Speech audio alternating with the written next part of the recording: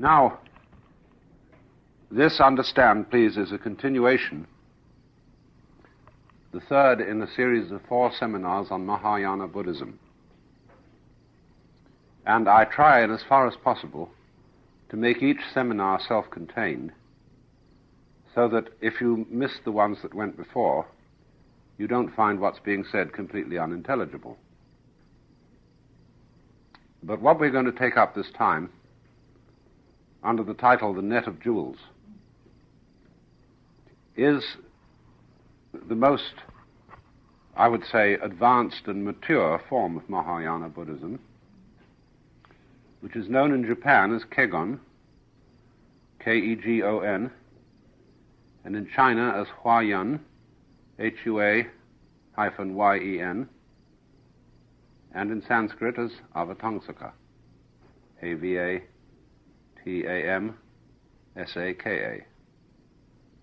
And these words all mean the doctrine of the garland, of the garland, the wreath of flowers. And this was an attempt to make a synthesis of all Mahayana Buddhist doctrines, and including also the southern school, the Hinayana or Theravada, so as to show that all these points of view were consistent with each other, although apparently conflicting. It was perfected by a Chinese gentleman by the name of Fatsang, F-A-T-S-A-N-G,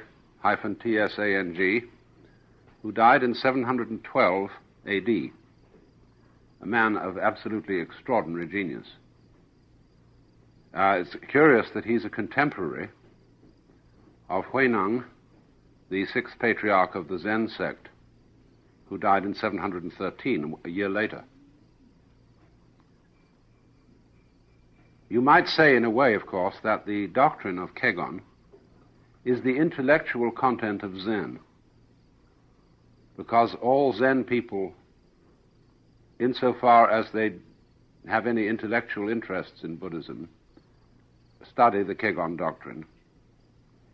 And one of the patriarchs of the Kegon school, known as Shumitsu, was a patriarch of both schools. He lived in the Tang dynasty rather later than Fatsang.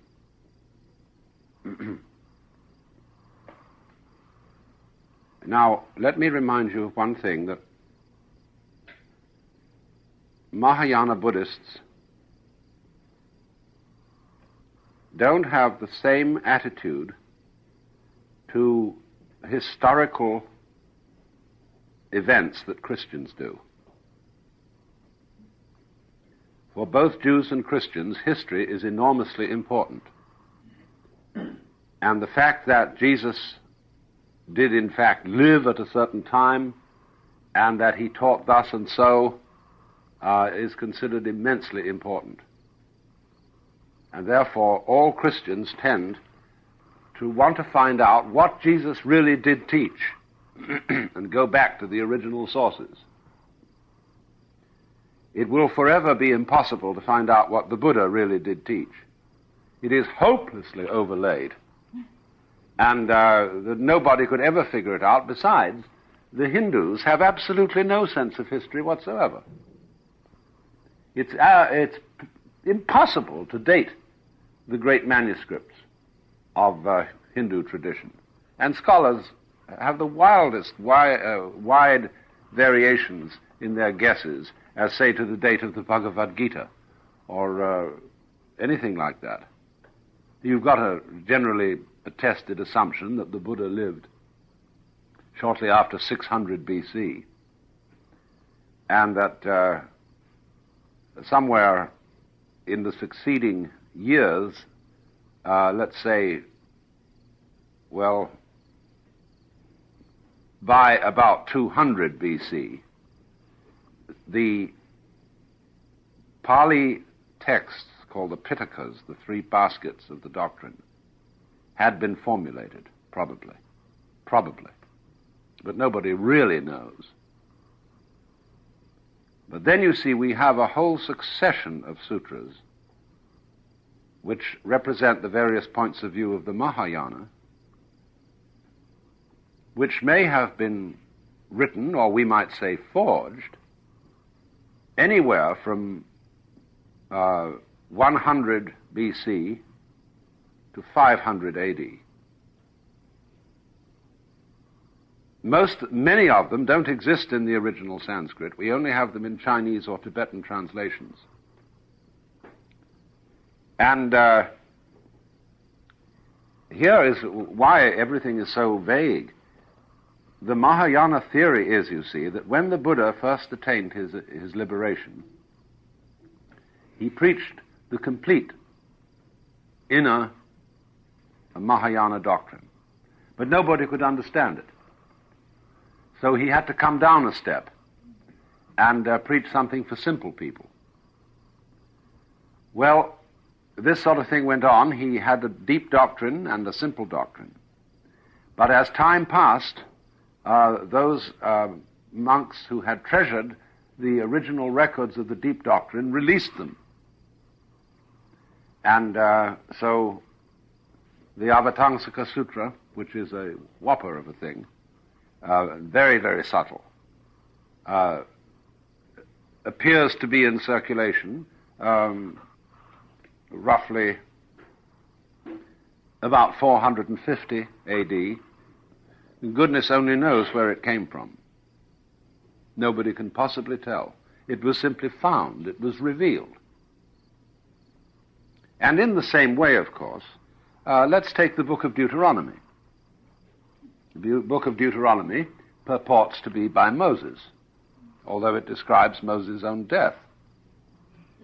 It was, as a matter of fact, unearthed in the year 621 BC, when, as a matter of fact, it was written, because it reflects opinions and attitudes of that time, but naturally it had to be attributed to Moses. And this was not because the author of Deuteronomy was a fraud intentionally, but because he was modest. If you expound the law, you must not do so in your own name. That would be very, very cocky. You must attribute it to Moses, because Moses is the archetype of all law. So in exactly the same way, when you have very profound ideas of your own, but nevertheless you feel that you got them from a depth of consciousness which was deeper than your ego, you call that depth of consciousness, that level, the Buddha. And so naturally you attribute it to the Buddha. I must, however, explain that there are many senses in which the word Buddha is used in Mahayana Buddhists, among Mahayana Buddhists. It is used as the title of the historic Gautama Siddhartha, who we know as the Buddha, Sakyamuni, which means the sage of the Sakya clan. But then in the Lotus Sutra, which I was discussing last week, the Buddha explains that his appearance as Shakyamuni after 600 BC was a mere sort of illusion. It was an upaya, that is to say, skillful means for helping sentient beings, because the true, actual Buddha is eternal and manifests itself again and again and again in myriad universes. And so you see these glorious Tibetan and Japanese mandala paintings where you have a central Buddha surrounded with Buddhalets. You find, for example, Kannon, the temple of Sanju Sangendo in Kyoto, where there are 1,001 figures of Kannon, all in gold. And each one of them has 11 heads. The main head that you see from the front, and then one on each side, looking this way, one behind, looking back, and then a pile of little heads on top, all the heads being different aspects of Buddha.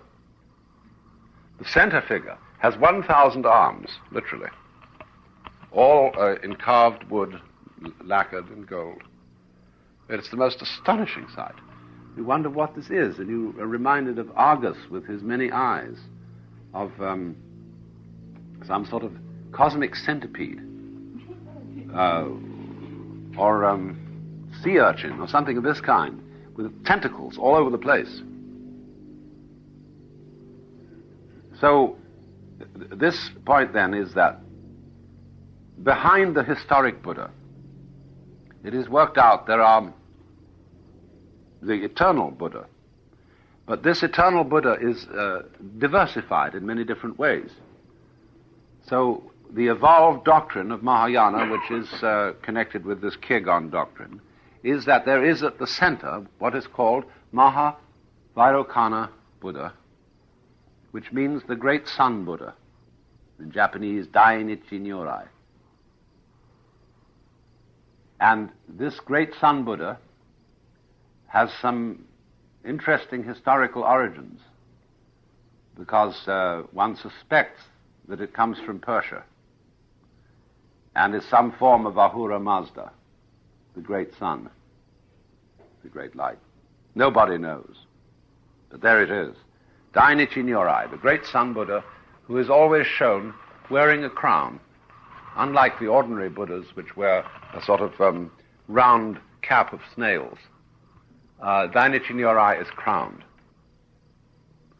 and has a great blazing aureole of flames around him, and holds his hand thus.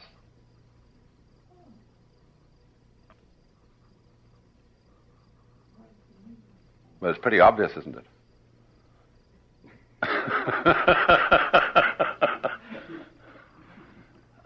That's what's going on, but in humans it goes one way, in the cosmos it goes another way, because the structure of a spiral nebula is this helix. Let's hold hands, let's play. Then around Dainichi Nyorai there are 4 other Buddhas, and these are all called Dhyani Buddhas, Dhyani.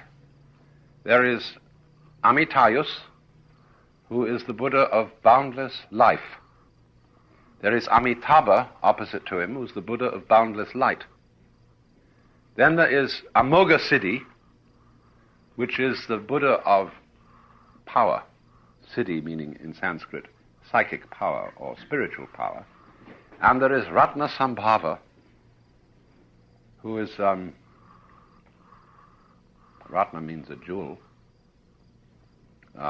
Sambhava is completely developed.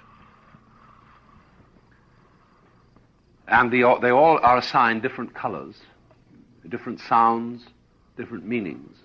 And these 5 Dhyani Buddhas are supposed to constitute a symbolism of everybody's Buddha nature.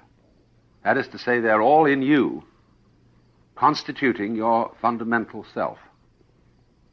But when there appears in the world someone who is highly enlightened, he is always considered, you see, to be a manifestation of one of these 5 Dhyani Buddhas, or of all of them. So this is what the Buddha explains in the Lotus Sutra, that Buddha nature is the eternal principle, and that furthermore everybody has it. Trees and grass also have Buddha nature. The very grains of dust have it. And so one of the sutras says, when every phase of our mind is in accord with the Buddha mind, there will not even be one grain of dust that does not become a Buddha. So Buddhism does in fact, contrary to some popular ideas, in this form of Buddhism, which I'm talking about this weekend, look forward to a consummation of the world in which everybody and everything becomes enlightened, and where the whole universe operates in total harmony.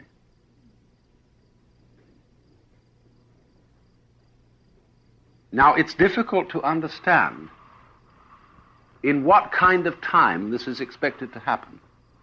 I don't mean in what length of time, I mean in what kind of time. It doesn't seem to be that it will be in what we call the future. But you see, the kind of time that we are living in is only one of many possibilities of time. You know, we think so, especially, I think some scientists are too apt to assume that what we call the physical universe is really what there is, and that there's nothing more than that.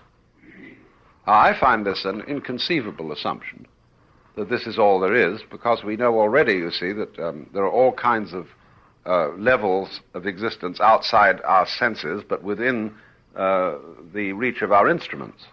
Goodness knows what there is beyond the reach of the instruments. And also in directions that we've never thought of. I mean, people develop these things in science fiction. They love to make up the idea of worlds corresponding to Riemannian spaces, because Riemann invented equations for there being ever so many different kinds of dimensions and spaces, and you can theoretically conceive this. And so the Hindus and the Buddhists feel, you see, that there are infinitely many times and kinds of time, kinds of space, kinds of world, that they may, from the point of view of our space, be coincidental with each other, that is to say, all in the same place, but there's no need for them to be all in the same place at all. You just have to let your imagination run a little bit. And there's no harm doing that, provided you know what you're doing. Because letting your imagination run, even if you know it's fantasy, will often turn up with extremely interesting results. All mathematics, for example, is simply playfulness. People who do high mathematics are not in the least bit interested as to whether they are going to attain any practical results. They're just doing things like very, very involved crossword puzzles and seeing how to manipulate them. Well, this is simply really a use of disciplined imagination. And so in the same way, many of these Buddhist fantasies are disciplined imagination going to work on the world. So in some state which they would consider the goal of things, but you may also understand the goal not as being in future time, but as being in what you might call basic time. Time behind time, time beyond time. There is the state of total fulfillment. Now, I want to read to you a description of this state, which is rather curious. It's the work of a very famous Buddhist scholar, John Blofeld, who was adventurous enough to take some mescaline and suddenly got a real shock because he found out practically everything he'd always known in theory. And this is a very interesting experience because I'm not going to read all of it.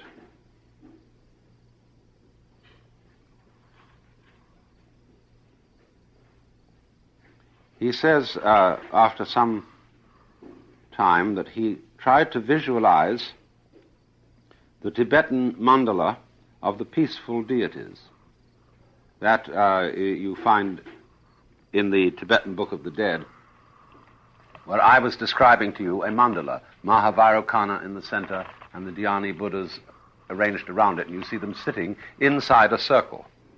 Well, there are all sorts of these mandalas that you see in Tibetan art, and we'll go into this a good bit next weekend. But the mandala of the peaceful deities is used as a support for meditation exercise. So he tries to visualize that, but succeeded only in conjuring up some rather metallic-looking demons, although they were far from frightening and not even very lifelike or realistic, being something of a cross between metal statues and living beings. But they did convey to me, as though mockingly, that to expect a profound religious experience as a result of taking mescaline was too presumptuous. Soon after that, the sensation of a rapidly fragmenting personality returned to me with frightening force. I grew alarmed for my sanity, and should have hastened to take an antidote for the mescaline had one been available. Though my friend persuaded me to eat some lunch, I was in no condition to enjoy it. By then, things seen and heard presented themselves as independent visual and oral experiences, with no seer and hearer to link them into one of those single compositions which at any given moment form the content of normal consciousness. The food went down my throat as usual, but it seemed to be disappearing into a receptacle connected with me only to the extent that it was too near to be visible. The mental stress grew agonizing. My fear of permanent madness increased, and I suffered especially from the feeling of having no inner self or center of consciousness into which to retreat from the tension and take rest. An additional discomfort was the sensation of bright lights shining now and then from behind me, as though someone was standing there flicking a flashlight off and on. The movements of my manservant, who came in several times with dishes of food, sweets, and coffee, occasioned great uneasiness. Whenever he was out of sight, I felt he might be standing behind me for some vaguely sinister purpose, and since he knew nothing of the experiment, I was afraid he would suppose that I was mad. Doubtless anyone else's uninvited presence would have made me equally distrustful and uneasy, though I was not bothered at all by the company of my friend, because he was in the know, and I felt the need of a nurse or guard. No words can describe the appalling mental torment that continued for well over an hour. All my organs and sensory experiences seemed to be separate units. There was nothing left of me at all, except a sort of disembodied sufferer, conscious of being mad and racked by unprecedented tension. There seemed no hope of being able to escape this torture, certainly for many hours, perhaps forever. Hell itself could hardly be more terrifying. About 1 p.m. I dragged myself to my bedroom, shut myself away from everyone like a sick animal, and fell on my bed. In my extremity, I suddenly made a total surrender and called upon my idam. Now, in one of the schools of Mahayana Buddhism, it is taught that all deities, and therefore a man's own idam, or indwelling deity, are products of his own consciousness. And that when consciousness is unimpeded by karma, it is clearly seen not to be the property of the individual, but common to all beings, to be the sole reality in all the universe. And he makes various notes on that. But anyway, this is the meaning of the idam. It means your fundamental identity beyond all personal differentiations. So come madness or death or anything whatever, I would accept it without reservation, if only I could be freed from the tension. For the first time in my life, I ceased to cling to self, loved ones, sanity, madness, life, or death. My renunciation of myself and its components was so complete as to constitute an act of unalloyed trust in my idam. Within a flash, my state was utterly transformed. From hellish torment, I was plunged into ecstasy, an ecstasy infinitely exceeding anything describable or anything I had imagined from what the world's accomplished mystics have struggled to describe. Suddenly there dawned full awareness of three great truths which I had long accepted intellectually, but never until that moment experienced as being fully self-evident. Now they had burst upon me, not just as intellectual convictions, but as experiences no less vivid and tangible than are heat and light to a man closely surrounded by a forest fire. 1. There was awareness of undifferentiated unity, embracing the perfect identity of subject and object, of singleness and plurality, of the one and the many. Thus I found myself, if indeed the words I and myself have any meaning in such a context, at once the audience, the actors, and the play. Logically, the one can give birth to the many, and the many can merge into the one, or be fundamentally but not apparently identical with it. They cannot be, in all respects, one and many simultaneously, not logically. But now logic was transcended. I beheld, and myself was, a whirling mass of brilliant colors and forms, which, being several colors and several forms, were different from one another, and yet altogether the same at the very moment of being different. I doubt if this statement can be made to seem meaningful at the ordinary level of consciousness. No wonder the mystics of all faith teach that understanding comes only when logic and intellect are transcended. In any case, this truth, even if at an ordinary level of consciousness it cannot be understood, can in a higher state of consciousness be directly experienced as self-evident. Logic also boggles at trying to explain how I could at once perceive and yet be those colors and those forms, how the seer, the seeing and the seen, the feeler, the feeling and the felt could all be one. But to me all this was so clearly self-evident as to suggest the words childishly simple. 2. Simultaneously, there was awareness of unutterable bliss, coupled with the conviction that this was the only real and eternal state of being, all others, including our entire experience in the day-to-day world, being no more than passing dreams. This bliss, I am convinced, awaits all beings when the last vestiges of their selfhood have been destroyed, or, as in this case, temporarily discarded. It was so intense as to make it seem likely that body and mind would be burnt up in a flash. Yet though the state of bliss continued for what I later knew to be 3 or 4 hours, I emerged from it unscathed. 3. At the same time came awareness of all that is implied by the Buddhist doctrine of dharmas, namely, that all things, whether objects of mental or of sensory perception, are alike devoid of own being, that is the words bhava, existence as independent realities. That's what they're devoid of that. Mere transitory combinations of an infinite number of impulses. This was as fully apparent as are the individual bricks to someone staring at an unplastered wall. I actually experienced the momentary rising of each impulse and the thrill of culmination with which it immediately ceased to be.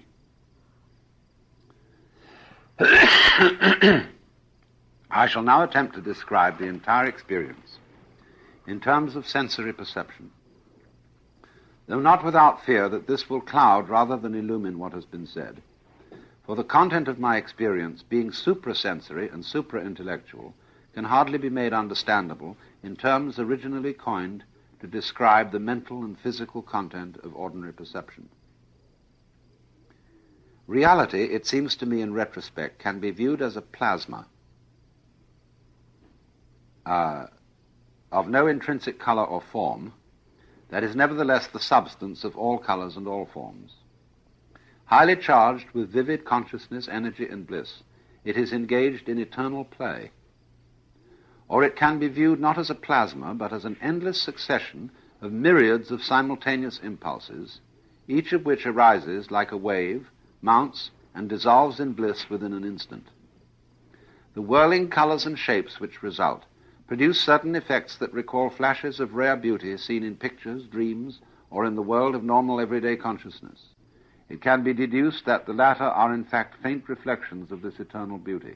I remember recognizing a well-loved smile, a well-remembered gesture of uncommon beauty, though I perceived no lips to smile, no arm to move. It was as though I beheld and recognized the everlasting abstract quality to which such transient smiles and gestures had owed their charm. Again, reality can be viewed as a god dancing with marvelous vigor, playfully, his every movement producing waves of bliss. From time to time he makes stabbing movements with a curved knife. At every stroke the bliss becomes intense. I remember that the plunging knife made me cry aloud, "That's it! That's right! Yes, yes, yes!" Or else reality can be viewed as a whirling mass of light, brilliant color, movement, and gaiety coupled with unutterable bliss. Those who experience it cannot refrain from laughing cries of "Yes, yes, yes, ha, ha, ha, that's how it is, of course, of course." I felt as though after many years of anxious search for the answer to some momentous problem, I was suddenly confronted with a solution so wholly satisfying and so entirely simple that I had to burst out laughing. I was conscious of immense joy and of incredulous amazement at my own stupidity. in having taken so long to discover the simple truth. Within this play of the universe, there is endless giving and receiving, though giver, gift, and receiver are of course the same. It is as though two deities who are yet one are locked in ecstatic embrace, giving and receiving with the abandon of adoration. The Tibetan Yabyum representations of deities hint at this. The artists who paint them must be forgiven for their inability to indicate that giver and receiver are not only one but formless, though indeed some artists manage to suggest the oneness by blending the figures so well that the yum is not seen unless the picture is given prolonged and careful scrutiny. During the experience, I was identical with the giver, the receiver, and the incredible bliss given and received. There is nothing sexual about this union. It is formless. The bliss is all-pervading. He should use the word genital, not sexual.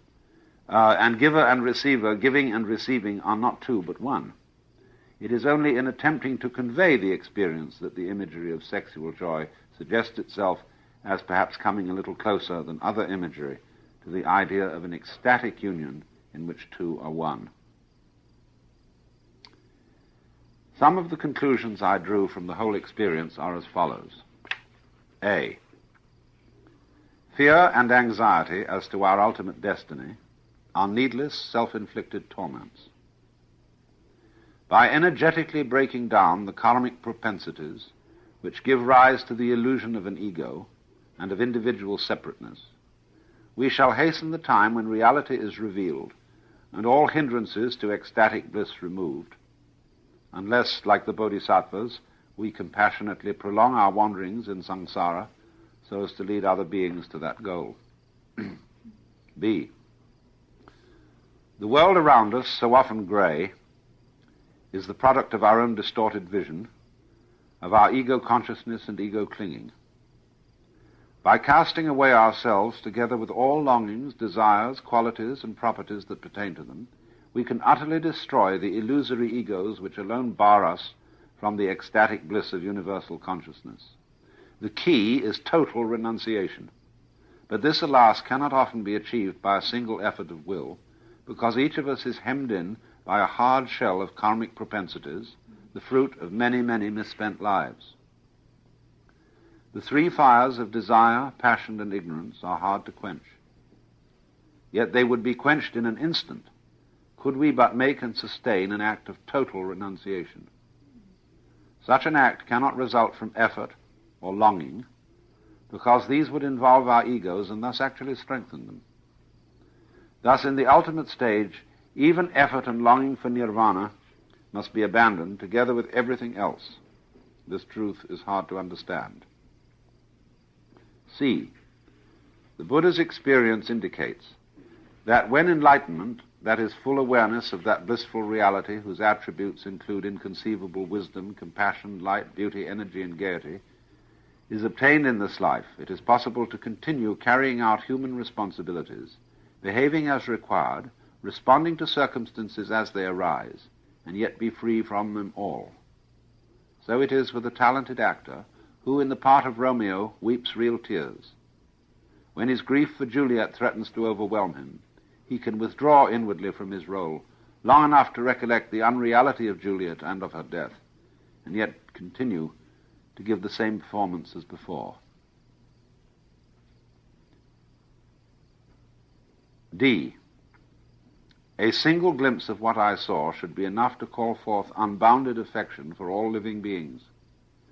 For however ugly, smelly, or tiresome they may seem, all that is real about them is that gloriously blissful, shining consciousness which formed the center of my experience. Hatred, dislike, disdain, aversion for any being sharing that consciousness, i.e. any being at all, must amount to blasphemy in one who has seen being itself. Well, now, I think anybody influenced by the Weltanschauung, the zeitgeist of the 20th century, would find great difficulty in taking such a statement seriously. Because we pride ourselves on being realistic.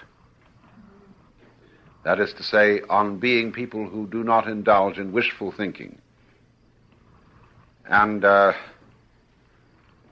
while at the beginning of our century there was a great deal of what is now referred to as shallow optimism about human progress, when the two world wars came and went, we decided that human nature was pretty much of a mess. And that you will remember, no doubt, that during the Second World War, there was a theological movement generally called back to sin. That is to say, back to belief in the very, very fundamental reality of evil. That was the time when C.S. Lewis wrote the Screwtape Letters. That was the time when Reinhold Niebuhr wrote Nature and Destiny of Man. And this was saying, you Westerners have got too civilized and too sentimental. You don't really admit and face the fact of how ghastly things can be.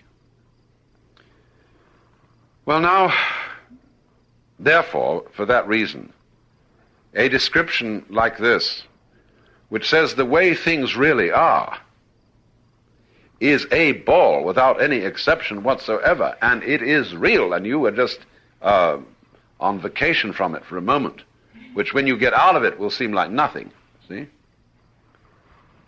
This is not a statement or an attitude that is coming out of anything like a sentimental culture. Nothing could be more different than the climate of Indian and Tibetan and Chinese Buddhism and the climate of New Thought at the end of the 19th century. After all, New Thought, Christian Science, Unity, all those movements were conceived in the great American prosperity of New England,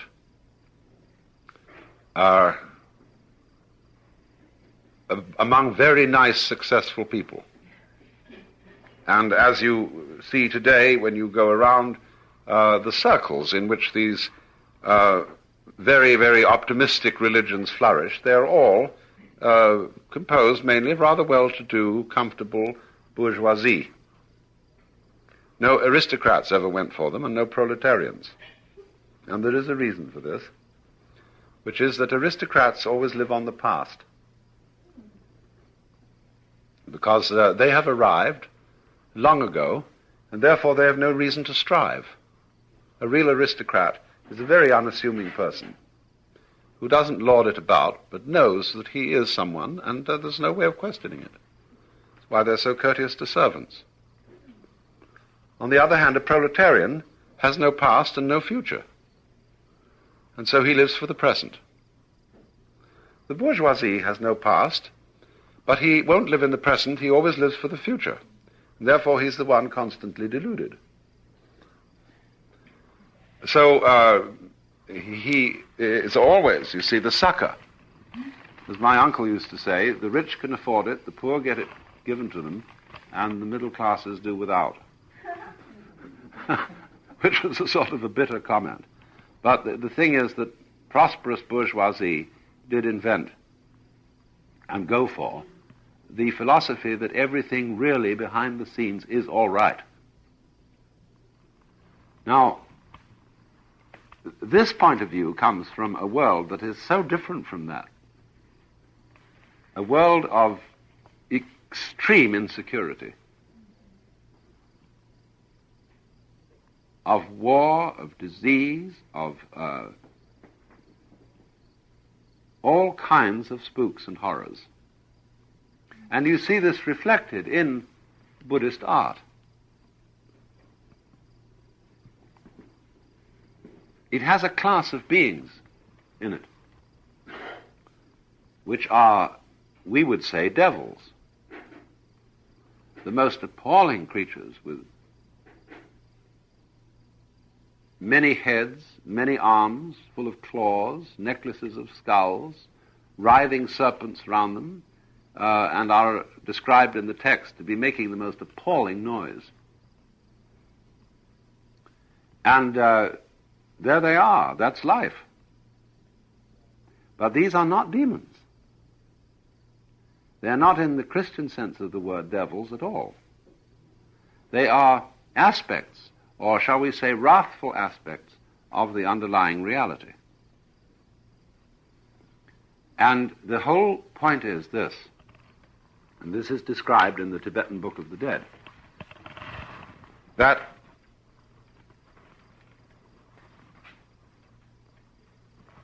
you have to face these things in the conviction that they are simply illusions of your own mind.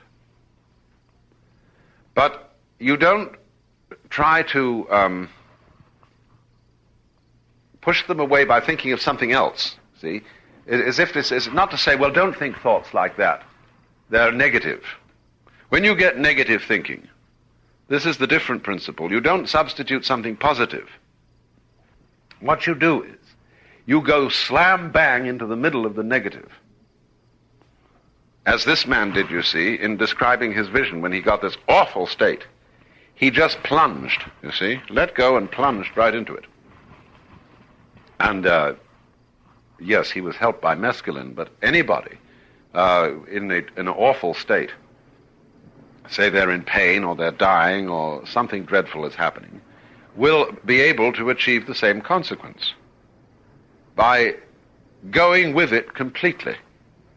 I remember this wonderful German who wrote the book called Hara, you know, on Zen meditation. It's about belly. Hara means belly.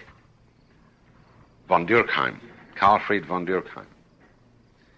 And he said to me, you know, I'm having a very interesting time because working in Germany after the awful ravages of the war has brought me some very interesting contacts. He said, I've come across a lot of people who had this tremendous spiritual illumination. And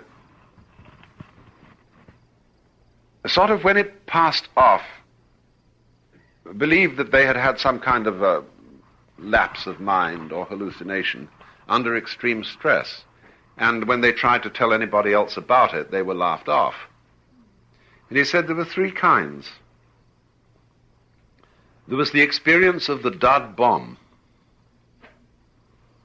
You heard it coming, and there was this frightful whistle. And then there was a thud, and nothing happened. But in the meantime, you knew this was it. And you gave up and surrendered completely. You just let go. And suddenly it became apparent, exactly as he says, that everything is completely gorgeous. Then he said there was a second instance. A person in a concentration camp with no sentence, no law, no nothing, absolutely convinced that he would never, never get out. Never. And he accepted it. And the same thing happened. He said there was a third class of catastrophe, very common to people. That was to be completely uprooted. To be a displaced person with all your possessions, all your money, all your career totally destroyed. And when some people just accepted this, the same thing happened to them. And the funny thing about it is, you see, that it's so queer because it's so difficult to pin any kind of morality on this. You see at that moment that the other people who are suffering and are resisting it and are having an awful time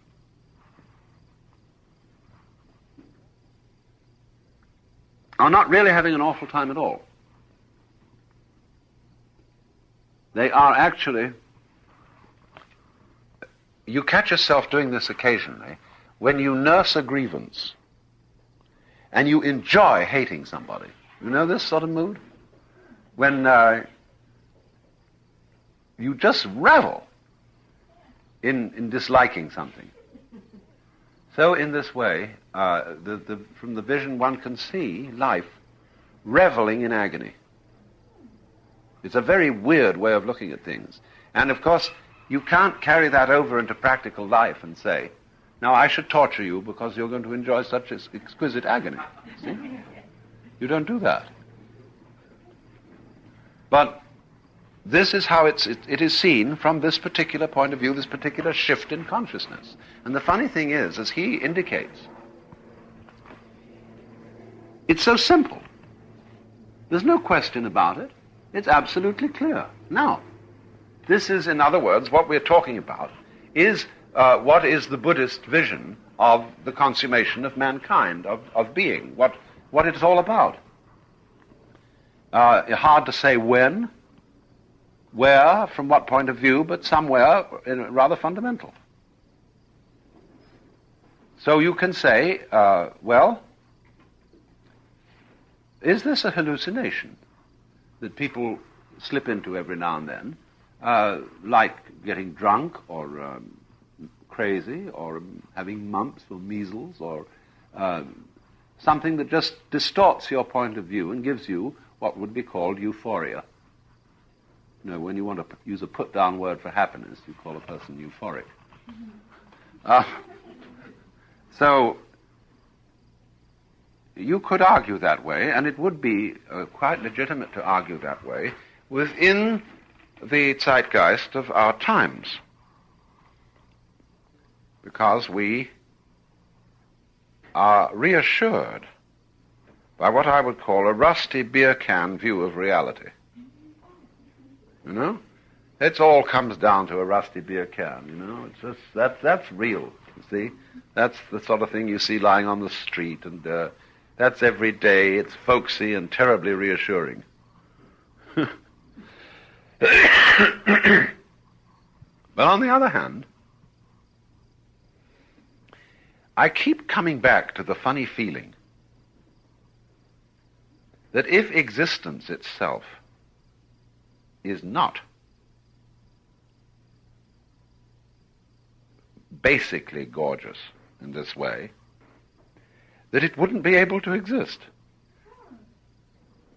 That, in other words, the game wouldn't be worth the candle.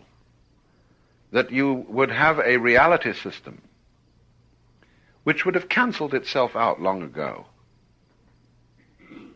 through some simple method of suicide. Now, of course, here again we can say, well, that's what it's doing.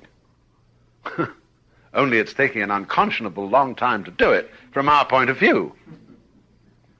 You know, this is part of the God is dead bit, that you could read into that God just couldn't stand it. This whole thing was a terrible mistake, and died and left the world hanging. And there are theologians who seriously think that God did once exist and has actually disappeared and died.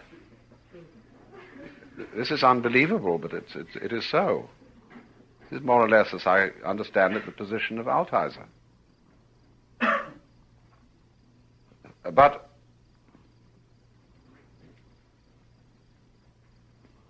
I suppose this is one of those things that it's like nerve.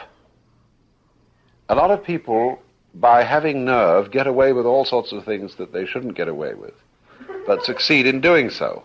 And we call them successful. They shouldn't have succeeded because they really didn't have the proper qualifications or educational background or whatever it was, but they did have nerve. Well, in the same way, you know, when you hit a golf ball, you have to have this follow-through. You really go ringo like this. You don't just hit at the ball. Well, so in a similar way, when a person has the feeling, you see, that this is the way the universe is, it gives him a certain quality of existence. And you may say, well, he's not really a very realistic person. But damn it, he gets on well. Now, what I was talking to you about this morning, namely, the conception of the universe as a totally harmonious energy system, which may be realized as such at some time or some kind of time,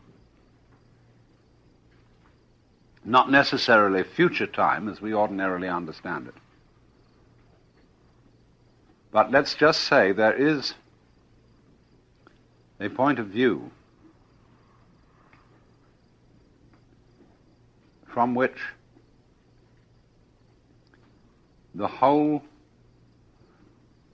gamut of being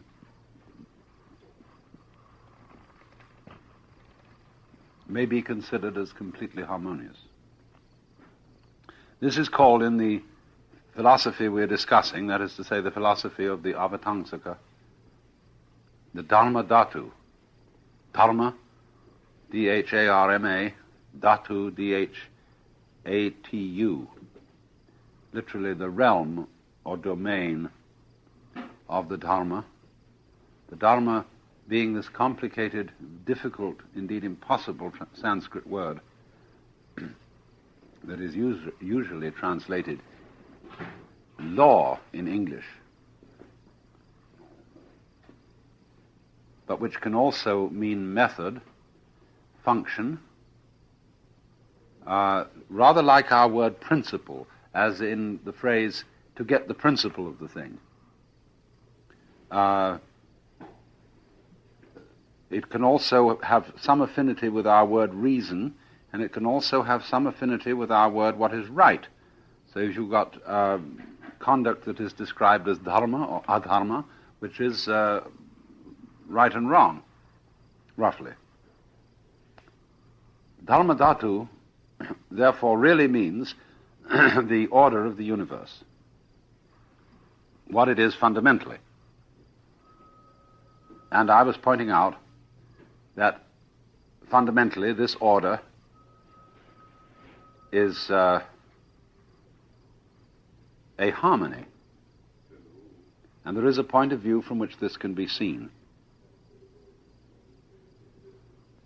Now, this philosophy of the Avatamsaka Sutra makes a further analysis of the Dharma Dhatu into what are called the four Dharma worlds.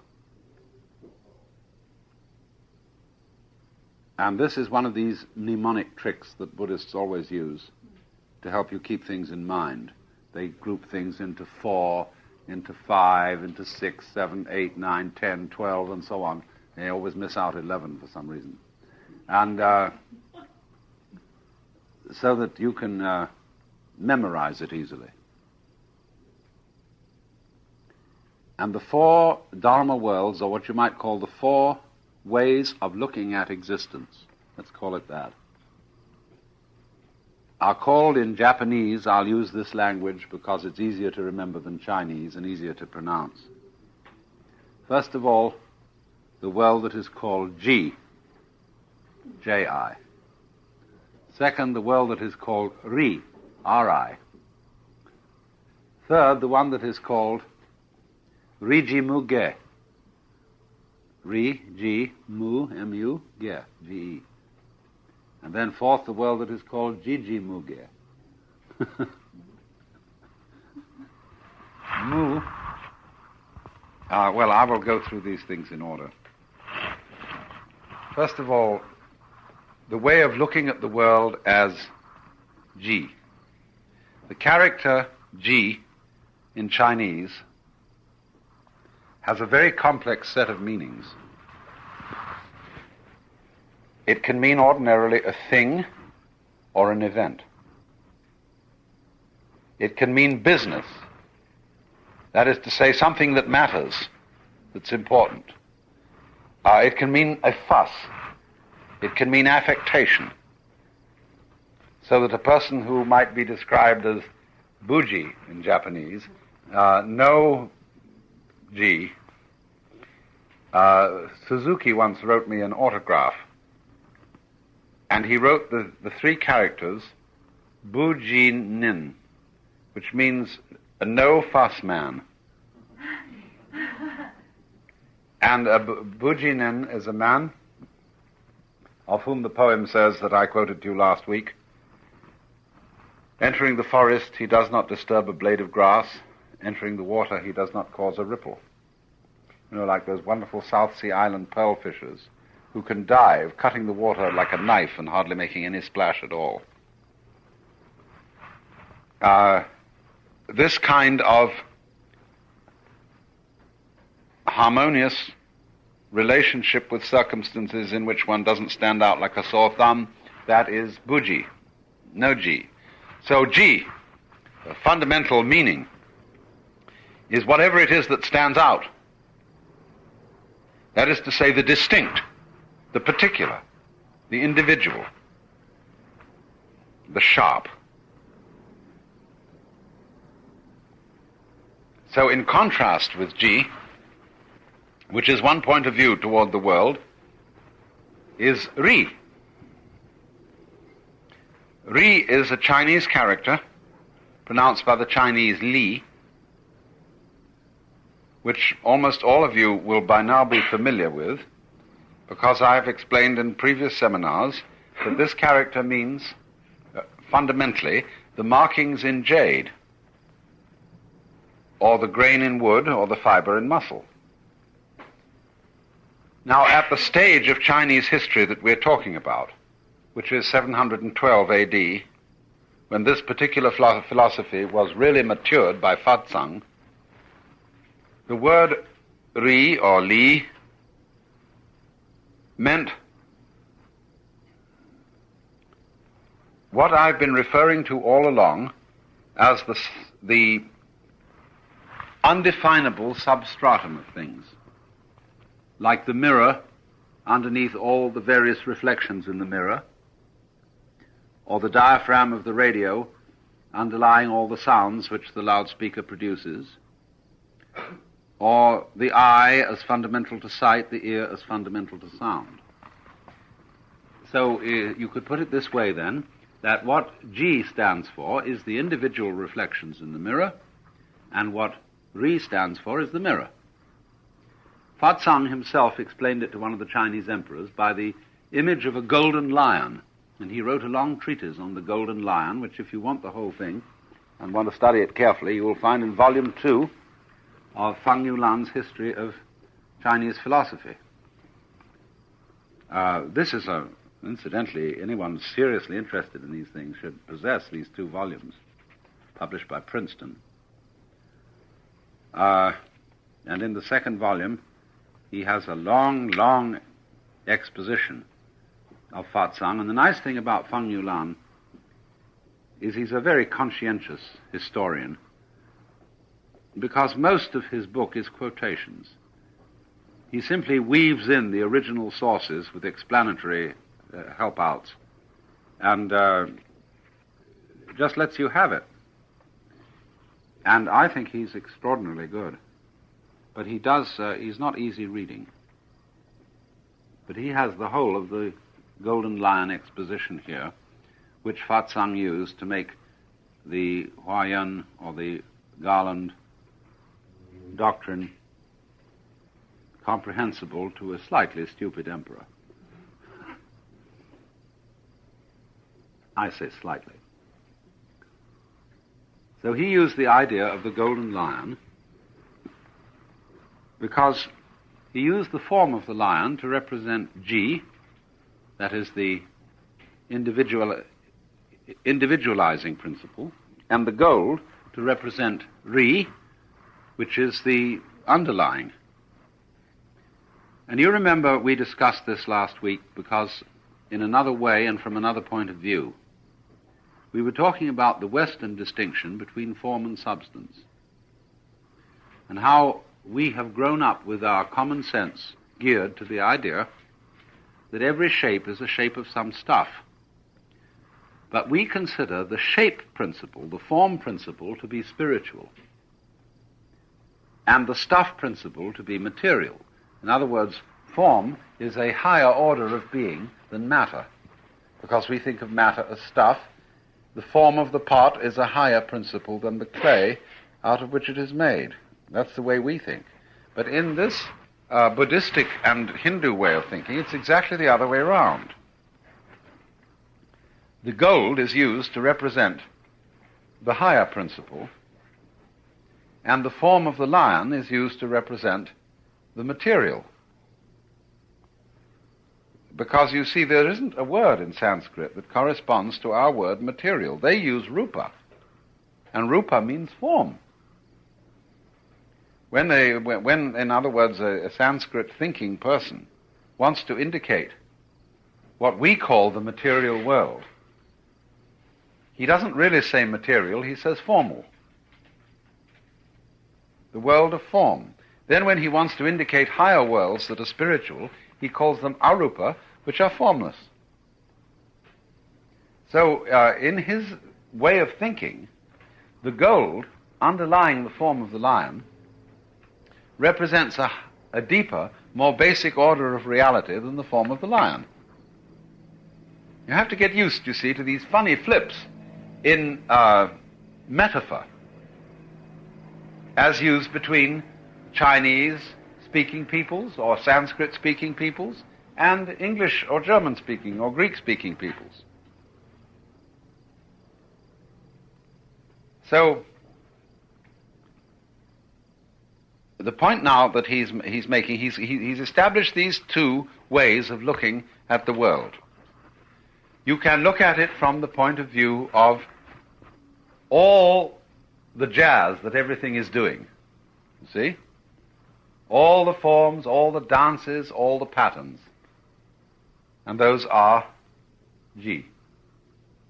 Then you can look at it from the point of view of what is it doing it all, or what is it all happening in? What is, in other words, the medium, or the basis, which is all this universe? And that is called Ri.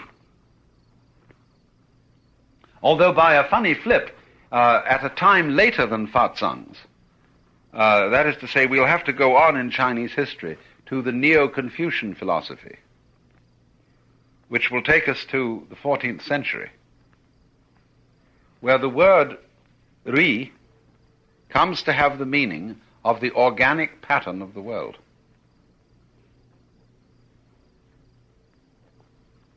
Where the full meaning of the idea of markings in jade, which it originally had, is brought out again. For a period here, under the auspices of Buddhism, Ri roughly corresponds to what we mean in Western philosophy by the word noumenon, as distinct from phenomenon. Roughly. You see, noumenon is based on nous, which is mind. Phenomenon is based on phino, which means to show, to manifest.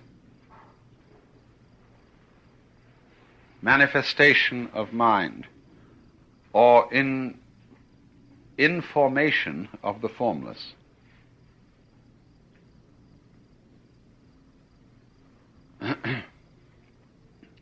Because you see, fundamental to the whole Hindu-Buddhist complex is the notion of the world as being something like what happens when you develop a photographic film. You look at the film, and first of all, in the solution, it is formless. There's nothing on it. And then suddenly, all over the area that you're watching, a picture develops.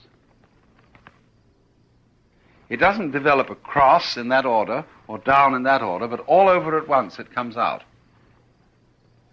And they feel that nature works in rather the same way. There is the whatever it is, you see, the vast unnameable continuum, and this manifests itself like the film developing. So every G is a thing or event. Ri is the continuum, in which things and events occur. But as a matter of fact, the two are not really different from each other. Now this gets us to the next principle and the next step. The third so-called Dharma Tatu, or Dharma world, is called Riji Muge. And that means that between Ri and Ji, there is no inconsistency. The word Ge literally means a blockage, but probably inconsistency or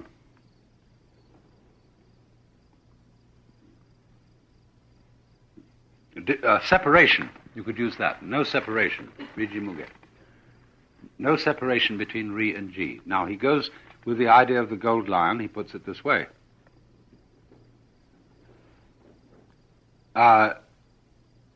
You can't ever find gold that is not in some form.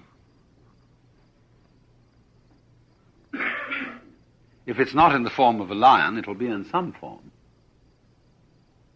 But you can't find a lion without the gold. In other words, the lion, even if it's a living lion, has to have some Ri underneath it, as it were. This is the Oriental meaning of the word substance, as distinct from our meaning, which is stuff. So the gold and the lion are in a way inseparable. You can think of them separate. You can form the abstractions of gold on the one hand and lion on the other. But actually, the form, the Ji and the Ri, will always go together. So then, Ri, Ji, Mu, Ge, no separation of the Rupa world, that is the world of form, and the formless world, is when you see there is no incompatibility between what we could call the spiritual and the material. Now this is an idea very, very simpatico to the Chinese.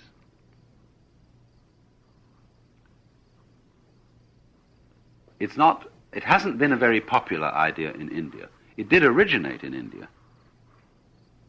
But the Indian mind is to a large extent, in popular sense, very, very disillusioned with the formal world, which is always falling apart and which is painful and which is a struggle and a mess and everything like that.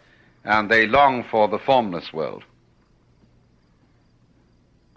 And so when you listen to most Hindu teachers, they will encourage you to become as spiritual as possible and to renounce the material life of family, delight in the senses, sex, all that sort of thing is kind of out. But the Chinese never could see that that was a sensible point of view. The Chinese social order is essentially family-oriented. And their celibacy makes no sense to them at all. So, although there have been Chinese ascetics, by and large, they don't dig that. So it appealed to them very much that there could be this philosophy of a view of the world in which Ri and Ji were perfectly compatible.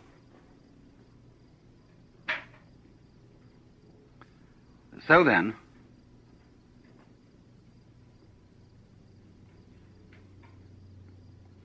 what is being said here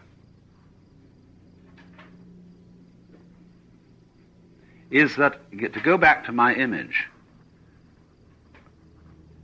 the mirror and the images in the mirror.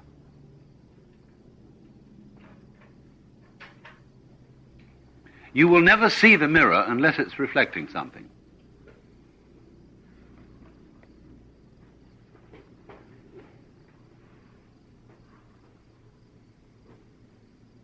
There is no way of there being a mirror which is not reflecting. So, in other words, don't look for the principle called Ri as something different from the Ji. In other words, when you wake up and understand that there is something behind existence, you are not to expect to find a big, vast blank. A lot of people think that when they attain nirvana, all individual forms which they see before their eyes will slowly melt and become gooey, like the dissolution of the negative, the forms in the negative, back into the formlessness behind, as if that would happen. See? So it's not going to be that way. What you're going to find out is this, that all things as you see them, being quite distinct from each other, and all the shapes and the differences of people and everything here, that those differences, you see, which you are noticing in the world, those things, those events, are not really separate from each other at all.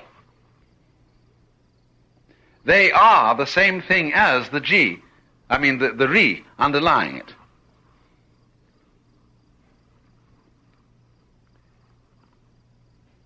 It's important then to see that in nature, in the real physical world, there aren't any separate things. The idea of separate things is no more than an idea.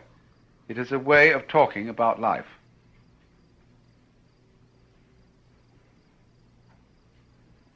To get to this, we have to go, of course, to the fourth step in this series, what's called Jiji Muge.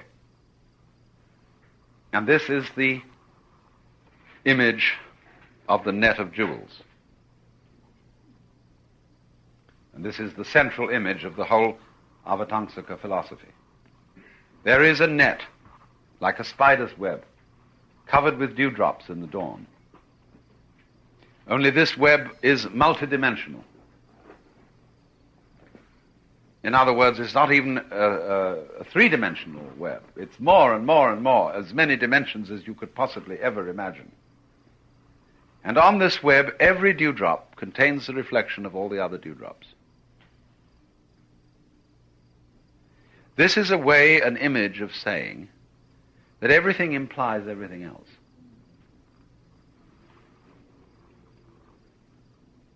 That take any detail, any possible feature of the universe which you can in any way identify as a thing, and if you really go into it, you will have to see it as capable of existing only in the context of everything else.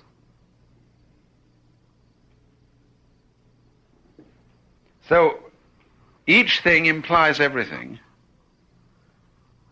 because it could not possibly have, let's just take it this way. Where is anything? You can only define a where of one thing in relation to the where of all the others. You can only define the size of a thing in relation to other sizes. You can only define the length in time of a thing in relation to other lengths of time. You see? So that there is, for example, a point of view from which a very small thing like this little clamshell here could seem to be enormous. And you can very easily get this point of view. All you have to do is to hold this in your hand and transfer your consciousness into a tiny creature wandering around inside this huge shell. Why, it's colossal. Or else you can go the other way and you can think of all the galaxies as molecules in somebody's hair in another world. You see? Well, it's really very little. It all depends on your scale. But the point is this, that every insofar as anything that you can possibly identify as a thing or as an event goes with, let's coin this word, the word goes with all other things whatsoever.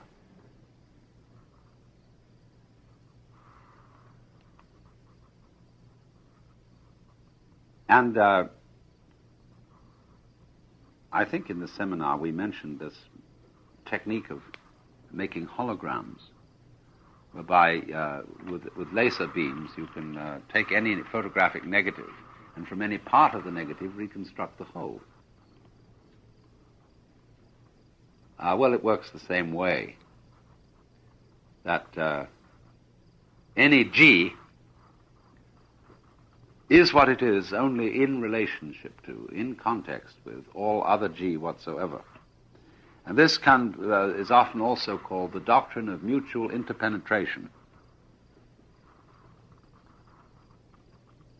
And this is the key to understanding what I was trying to describe this morning as the experience of the universal harmony.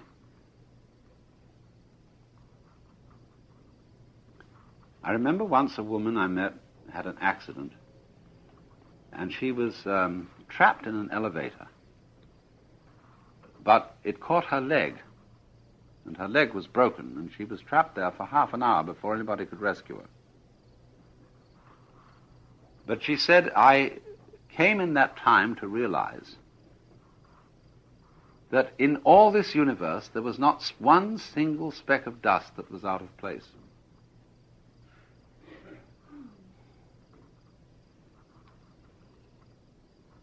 Because this again was somebody accepting a situation about which nothing could be done.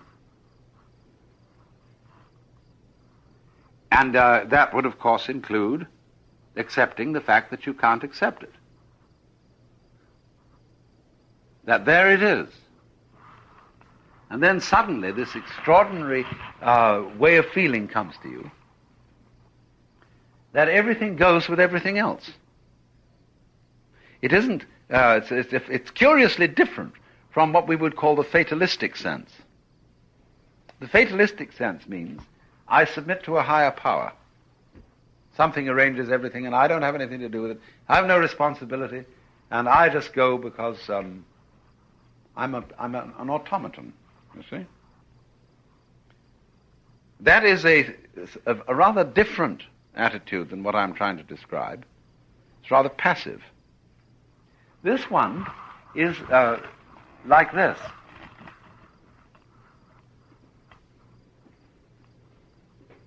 My talking to you now is inseparable from the gulls flying out there. Now you may say that's rather a far shot to call, you see? But as a matter of fact, let's start putting it all together. We're living in a nice little town here by the water, and by a combination of events,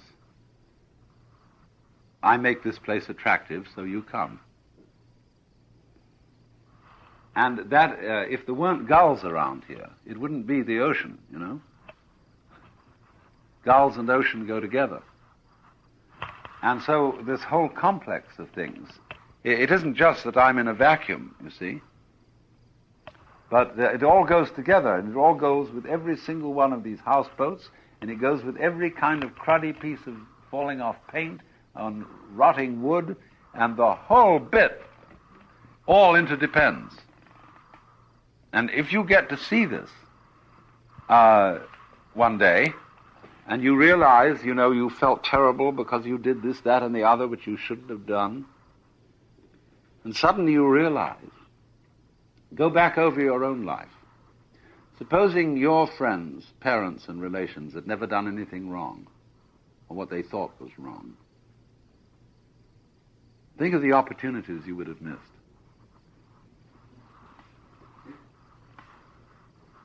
It fits. And there is this sense then that you get that the whole pattern that you can feel out of your existence and one thing with another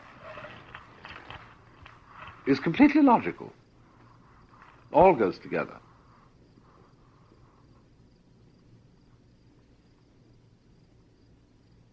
Now, you see what this is a kind of fulfillment of what all scientists are trying to do.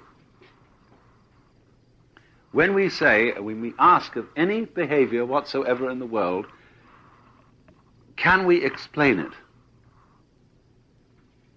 We are asking, is there a reason for it?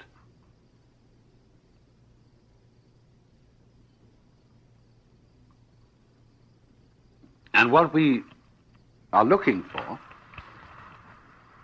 is to be able to fit it into a consistent pattern. Now let's suppose, for example, that we say somebody has done something quite unreasonable. Well, then some psychologist comes along and says, yes, I agree from a certain point of view what he did was unreasonable, but you haven't looked fully into this thing. You don't realize all the complex of causes that were operating in this situation. And if you did understand that, you would see and understand exactly why the person behaved in this unreasonable way. The whole faith of science is that the universe is explainable this way. That we can, in other words, make out a super pattern in terms of which all sub-patterns make sense.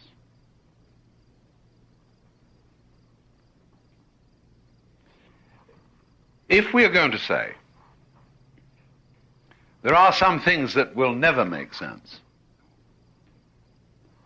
there are some things which simply have no explanation whatsoever, this is also a way of saying, or it amounts to saying, that they don't exist, because they are not connected. There is no rational explanation of their being there at all, and so such things must be flukes. Not only flukes, but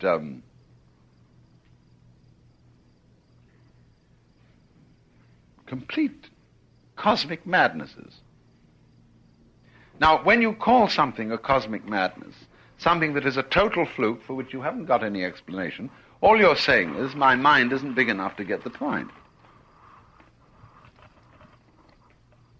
And we have to admit there are many things going on which puzzle us profoundly, and our minds have not yet acquired a way of explaining them.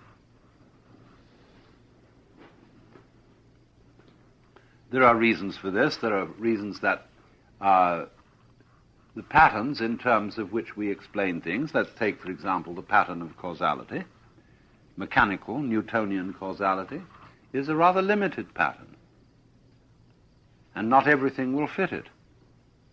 But as we think more and delve deeper, we get concepts which are more generous,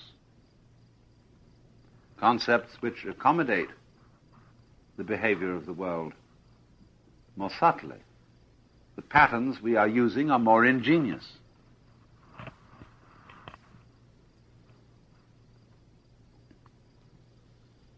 Now, there comes a point, of course, at which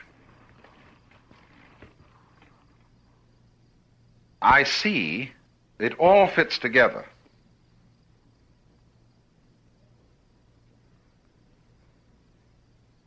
But I can't tell you quite why.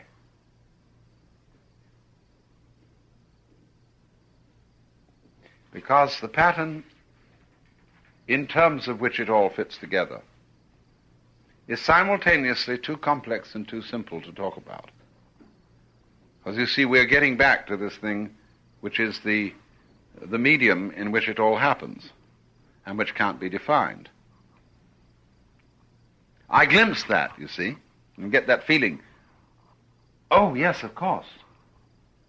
It really does all go together. But at that moment, the philosopher will challenge me. He said, yes, look here, we thought out things in terms of science. We've thought out orders. We've thought out equations. We've thought out patterns in terms of which events are predictable. And therefore, we know they're fairly sure. But you are telling us something which doesn't help us to predict anything. Because you're saying that even the unpredictable is included in this. And so you are not telling us anything at all. And that is quite true. But the most important of all things to tell is the nothing.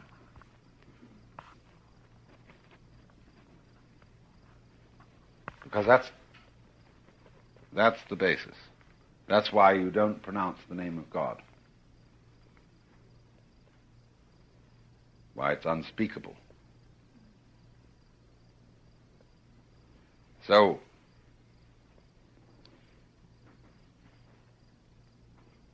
there was a Zen monk who said, I had the most marvelous teacher. I was very lucky because he never taught me anything.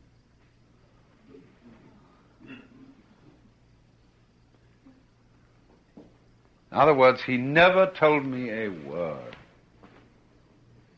All he did was sit around in a gruff kind of silence while this poor student knocked himself out against him.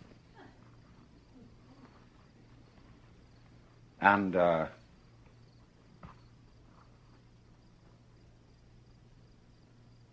you got the point. See, this is the problem, that if there were a point you could get, you see, and say, now I have really got this.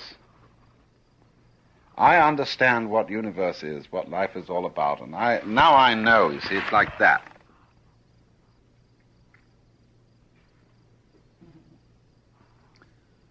Well, you would have only got part of it. You would say, well, now, wait a minute. What's outside of this? See? You'd be looking around the corners. Oh, wait a minute. Well, where does this fit in? See, this thing I've got.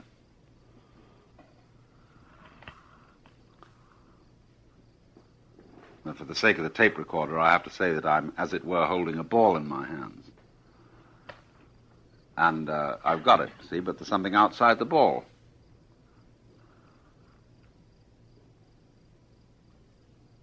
The really important thing that you need to get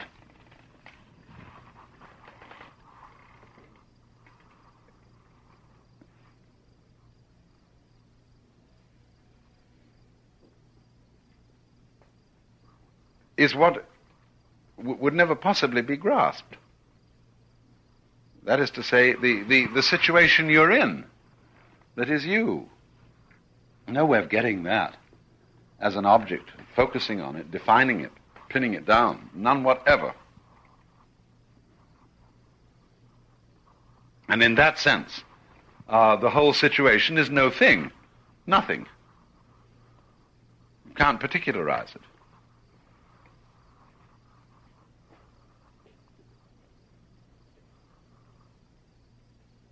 So much for that. But actually, this thing that we call, I don't want you, to think of the no thing as something like homogenized Jell-O. You see, that's not the point. It isn't like that. It's like everything, with all the details, and with all, you see, this is why, I must say, in the matter of art, people who try to communicate mystical visions, there are two schools of artists who communicate mystical visions: the precise school and the vague school.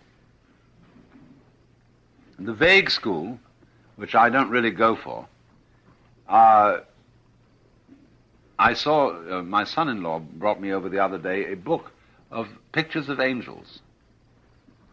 But the trouble with them was they all looked wispy. They were all cloudish forms, vague reflections in water, whooshy things. Now, when I think of an angel, I don't think of anything whooshy. I think of something in which the detail is so vivid that you say, ooh, look at that. In the same way as when you look at some marvelous flower, or peacock feather, for example. Look at a peacock feather, and every kind of tiny little unit in it is all there. See? Now this is the point, that this world, to be seen in its unity, must at the same time be seen in maximum detail. It isn't a question of fuzzing the details. This is what meant by Gigi Muge. Between thing and thing, event and event, any detail, any line you can draw, there is no separation. Because you see, what we call lines, and draw them as clear and clean as you will, they join, every line joins its two sides together. It is a boundary in common between two areas. See? Look, the black yang, the white yang and the black yin are as different as can be, but they go together. And the boundary line, the S-curve between them in the thing, joins them. So this is why a great deal of high visionary art, which attempts to express deep mystical insight, is fantastically detailed and has tremendous precision in it, and is not wishy-washy stuff at all. And so this will explain why I will show you some examples today or tomorrow of the type of Buddhist painting that comes out of this school of thought, and you will see what a miraculous world of wonder is in it, of extraordinary detail. Because this is the vision that you get when you start exploring. You take a flower, and you take a big magnifying glass, you go down into that flower, and you find out that the petals are composed of veins. And out of the veins come funny capillaries, and suspended between the capillaries are these filminesces of petal. And this filminesces of petal are made of tiny little dots that sort of ripple, you see? Everything like that, you see? Then you're looking into the lotus image. So you're seeing the detail. But the point that you have to get is that these details are not separate details. They all go together, so that every wiggle in the vein of the petal is part of the same thing that you are being there looking at it. Just in other words, as the flower may be considered as a unity, with all those veins and things moving out from the center, so in exactly the same way, we sitting here are doing something just like that. Only we're doing it with such a tremendous free-floating jazz to it. You see, we come from all over the place. We so like this, but just because we do it with that immense amount of free-floating jazz, we make the most extraordinary unity when we sit around and talk, or whatever you do. Well, let's have an intermission. Yesterday afternoon, I gave you the 4 views of the world which are characteristic of the Kegon philosophy, and supply a sort of convenient summary of its general outlook. The world seen as simply things and events, that is, from the point of view of multiplicity. That's the first view. And that's called Ji in Japanese. I'm giving you the Japanese words because they're easier to remember. The second view of the world is things seen from the standpoint of unity. That is to say, just as the mirror provides a unity, a base, that is to say, for all the separate images in it, so you might say that the mind, or space, and there is a way in which the two are the same, provides the unity for all the manifold things and events that exist in it. Now, there seems, of course, to be a conflict between these two points of view.